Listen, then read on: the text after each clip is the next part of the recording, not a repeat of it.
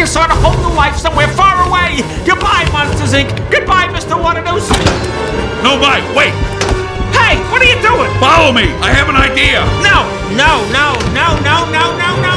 Simulation terminated.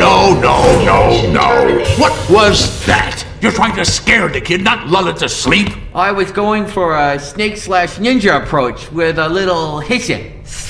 Oh, how many times do I have to tell you? It's all about presence, about how you enter the room.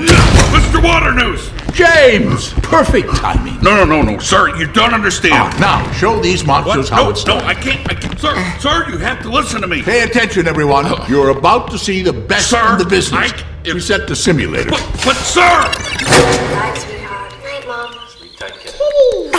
Now, give us a big, loud roar. Mr. Waternoose, there's no time for this! Come on, what are you waiting for? Roar! But sir! Roar!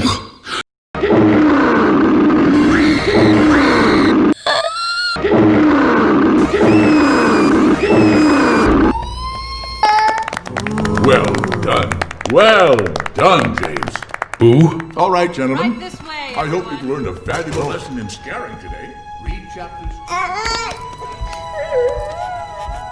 Boo?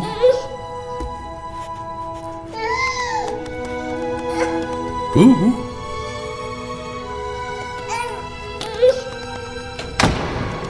Boo, it's me. The child! Sir, she isn't toxic. What? I know it sounds crazy, but trust me. Boo? No. It's okay. I was just... No. Don't be scared.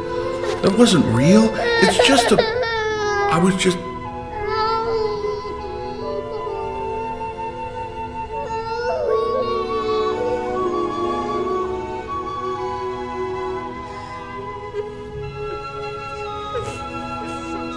And he was going to test it out on that sweet little girl.